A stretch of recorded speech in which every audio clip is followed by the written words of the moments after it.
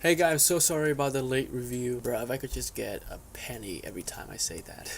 So, Captain Marvel is the latest installment in the Marvel Cinematic Universe, and it is also the movie that will lead up to the event of Avengers Endgame. And this character, Carol Danvers, aka Captain Marvel, is gonna play a huge role in defeating Thanos. Listen, excuse me.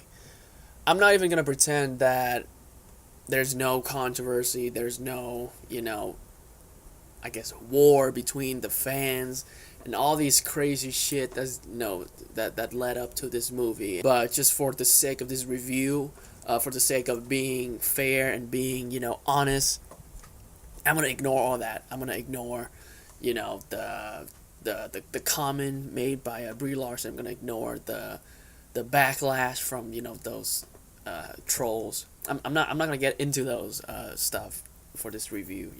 I'm just gonna talk about the movie. As a movie, I think Captain Marvel is pretty good. Is definitely not my favorite Marvel movie. It wouldn't even make the top 10. And unfortunately, I think Captain Marvel belongs to the bottom, tier. I would say somewhere along the line, like Thor: The Dark World or Iron Man 2 or The Incredible Hulk. It seems that the general consensus is that the first act is kind of messy.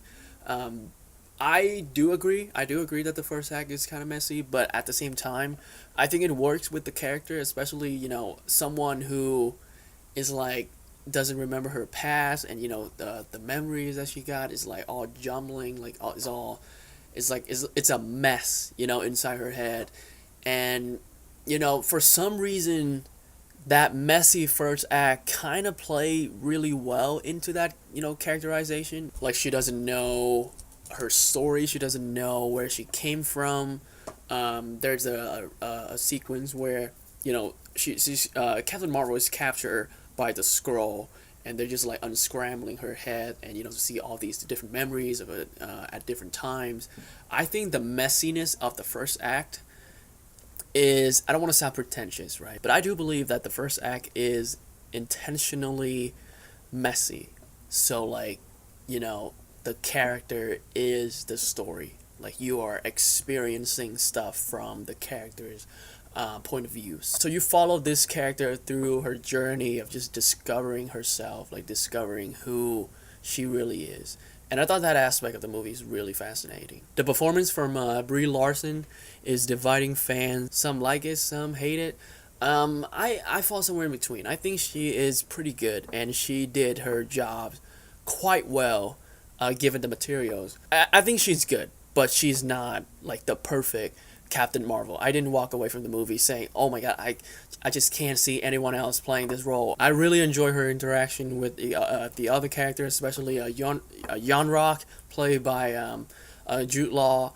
I honestly have not seen Jude Law having this much fun in a movie in a long, long time. He is not in the movie that much, but when he is really, really, really good.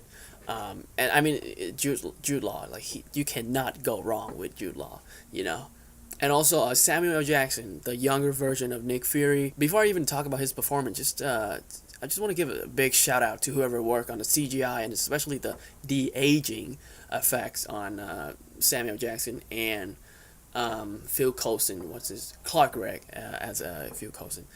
It is incredible. Some of the best CGI I have ever seen in my entire life. Like, they're not even like shooting the character from a distance. They're not even like underutilizing these characters. Like, Nick Fury has quite a bit of screen time, and most of the time is like close up. Like, they're not shying away from it.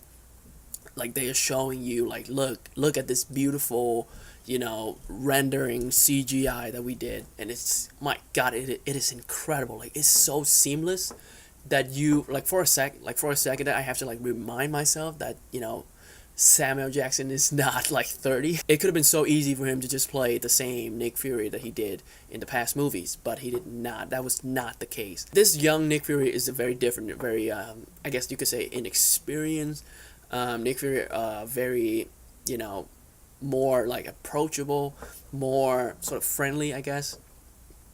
He is not the Nick Fury that in, let's say, Avengers or in Iron Man. Let's talk about the scroll.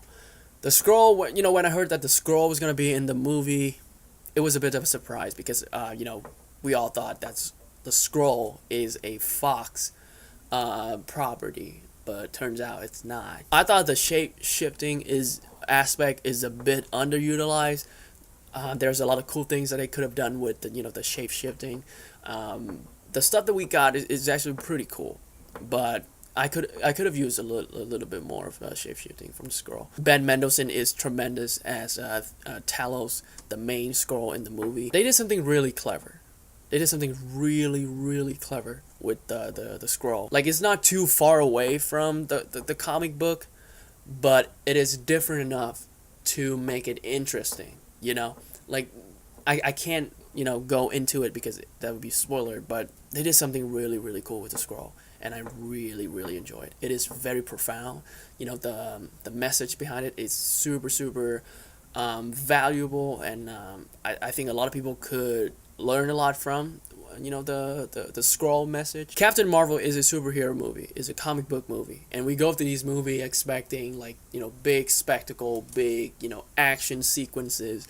But unfortunately, the action in Captain Marvel is a little disappointing. There are 2 action scenes that I thought was well done, but the rest of them are super shaky and super like all these quick cut, and it's really hard to see at times. Near the end, there's this one moment that I found really, really stupid. It started out as a joke on Twitter. Somebody tweeted it. Somebody made like a meme or something like that, and I thought it was funny.